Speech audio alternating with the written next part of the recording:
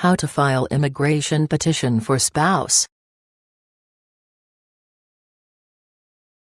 If you are a United States citizen married to someone who wishes to immigrate to the United States, you need to file some paperwork to establish a relationship. Then your spouse can file his or her own documents to proceed with the immigration process. If you are a lawful permanent resident, the process is substantially the same, but your spouse may have to wait for one of a limited number of visas that are available each year. Part 1, Filing an I-130.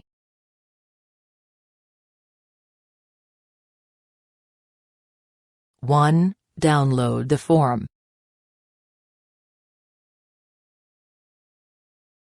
The I-130 petition for alien relative must be filed by a citizen or lawful permanent resident in order to establish a relationship between the host and the alien who wishes to immigrate. You can download an I-130 at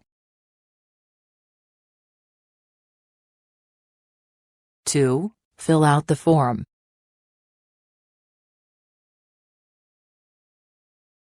The I-130 is a 2-page form. There are 7 pages of instructions detailing each aspect of the form. You can find the instructions at 3. Attach 2 G325A forms.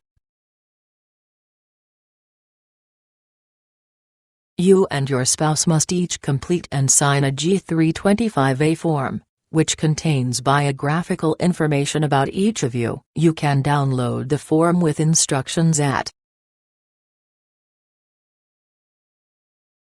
4. Attach other necessary documents.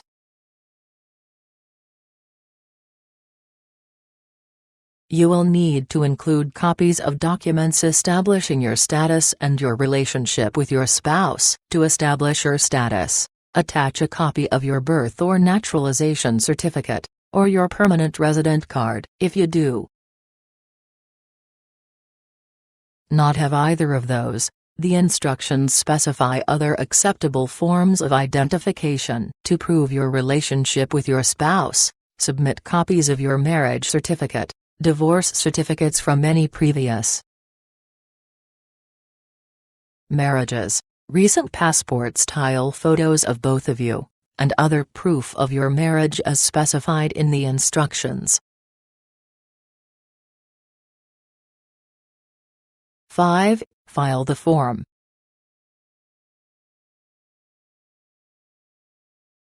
You will need to mail your application to us in Phoenix, or Chicago, Ill, depending upon where you live. The mailing addresses and instructions for where to send your application are contained in the instructions. If you live abroad, you can also file your application with a USCIS office, if there is one in your home country. You must include a filing fee of $420. Include your payment as a check or money order payable to U.S. Department of Homeland Security. Part 2, Filing an I-485.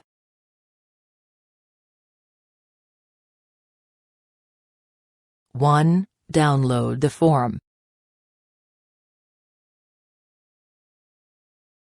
Your spouse will need to file an I-485 application to register permanent residence or adjust status. This form is used to request permanent residence status. You can find the form at 2. Fill out the form.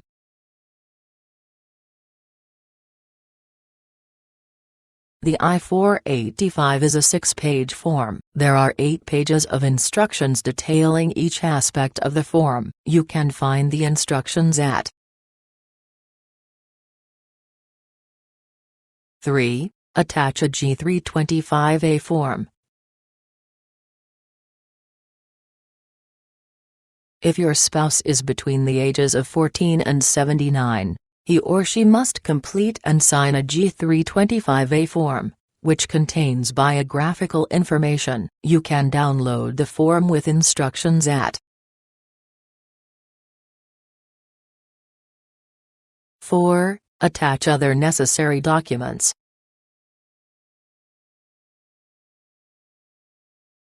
Your spouse must include additional documentation. What documents are required will depend upon his or her situation. Attachments include copies of arrest records, a birth certificate, a passport, and 2 passport-style photos. 5. File the form.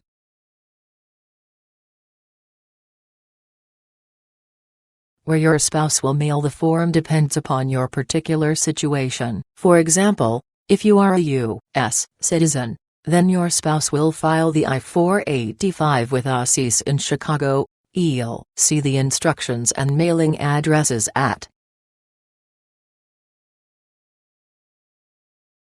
6. Attend the biometrics appointment.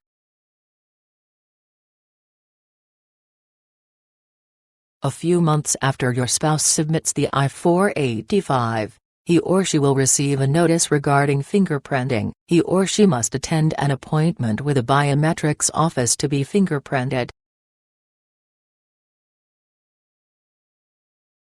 7. Pass the interview.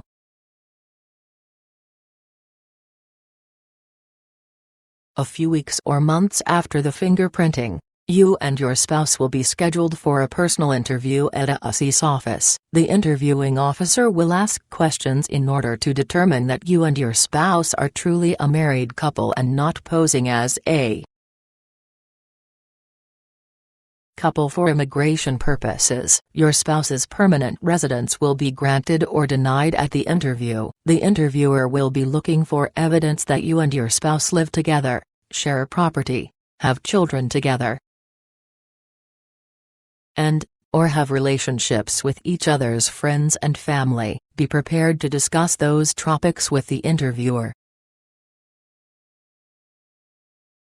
Warnings. This article is intended as a legal information and does not provide legal advice. If you need legal advice, contact a licensed attorney.